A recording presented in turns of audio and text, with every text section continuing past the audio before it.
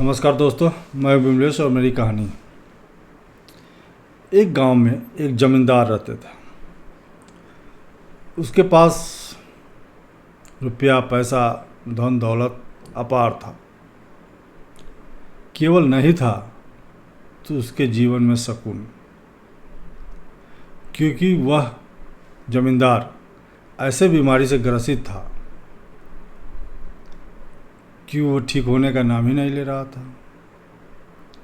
देश में इलाज तो कराए हैं, विदेश से भी डॉक्टर बुला के इलाज कराया।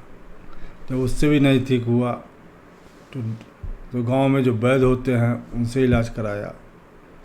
उससे भी नहीं ठीक हुआ तो टोने टोटके कराए, हवन कराया, फिर भी उसका बीमारी ठीक नहीं हो रहा था। उसकी बीमारी थी कि जब वह रात में सोता था तो उसके पेट में जलन होने लगती थी। वो जलन इतनी तेज होती थी कि लगता था कि उसकी प्राण ही निकल जाए, और उसके कारण उसे मल मूत्र त्याग करने में भी परेशानी थी। बहुत सारा इलाज कराया लेकिन ठीक नहीं हो रहा था। संयोग से उस गांव में एक संत पधारे। अब संत के पधारने के बाद गांव के आसपास से भी लोग उस गांव में आने लगे संत का दर्शन करने। गांव का लोग तो जा ही रहा था। तो ये जो जमींदार थे ये भी सोचे कि हम भी जाके संत से दर्शन करते हैं।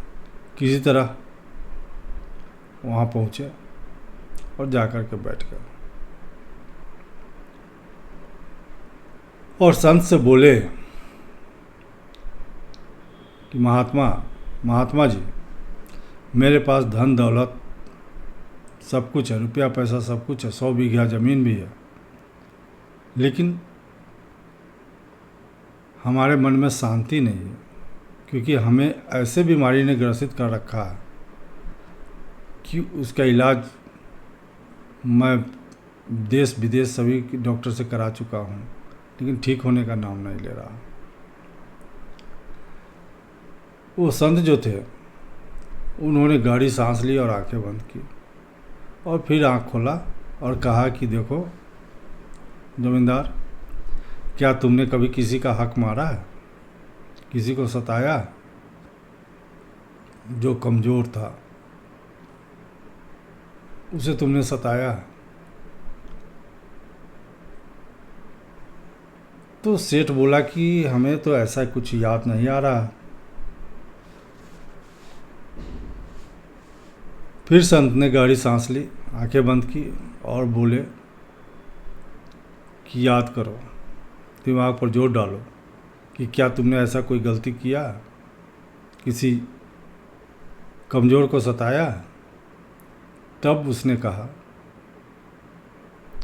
जमींदार बोला कि हाँ महात्मा जी, मैंने अपने विधवा भाभी का हक मारा। मैंने उसके हिस्से का ज़मीन नहीं दिया। मैं उसे उसके हिस्से का ज़मीन यह सोच करके नहीं दिया कि अगर मैं आज ज़मीन दे दूँ तो कल मायके वाले को दे देगी, इसलिए मैं उसका ज़मीन नहीं दिया और वो मायके चली गई।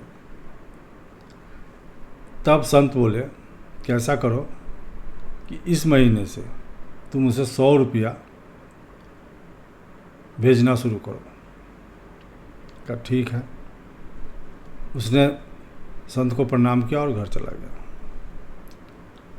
2-3 महीने के बाद फिर वह जमींदार जो था वह संत से मिलने आया।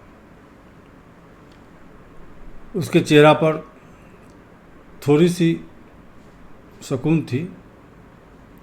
आते ही बोला संत से कि महाराज 75% बीमारी हमारी ठीक हो गई है, 25% बाकी है। तब संत बोले कि पैसे कितने भेजते हो? वह जमींदार बोला कि मैं 75 रुपया भेज रहा हूँ, हर महीने 2-3 महीना से भेज रहा हूँ। तब संत बोले कि इसीलिए तुम्हारा 75% ही ठीक हुआ।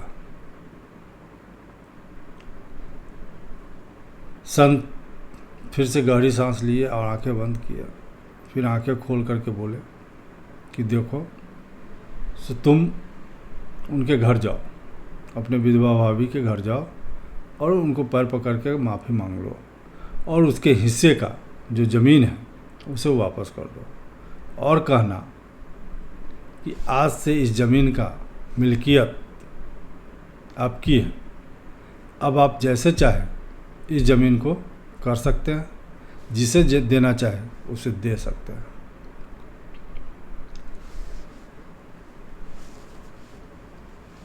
वो जो ज़मींदार था घर गया, फिर भाभी को अपने भाभी को बुलावा भेजा, लेकिन बरसों से खटपट चल रही थी, इसलिए भाभी आने से इनकार कर दी। यह ज़मींदार था वह खुद उस गांव में गया और अपने भाभी के पैरों पर गिर गया और उसे माफ़ी मांगने लगा। उस समय उसके मायके के लोग भी वहाँ उपस्थित थे, गांव वाले भी उपस्थित थे। सभी के सामने उसने पैर पकड़ के माफ़ी मांगा और कहा कि भाभी हमसे बहुत बड़ा अपराध हो गया, बहुत बड़ी गलती हो गई कि आपके हिस्से का ज़मीन हमने आपको नहीं दिया। आज मैं आपके हिस्से का ज़मीन लौटा रहा हूँ, आज से उस ज़मीन का मालिक आप हैं, कृपया हमें माफ़ कर दीजिए। केवल मालिक ही नहीं, आप जिसे चाहे उसे दे सकते हैं या बेच सकते हैं, आज से मिल्कियत आपकी है। भाभी ने यह बात सुनी, उसके आंखों से आंसू बहने लगे और उस ज़मींदार को माफ़ कर दी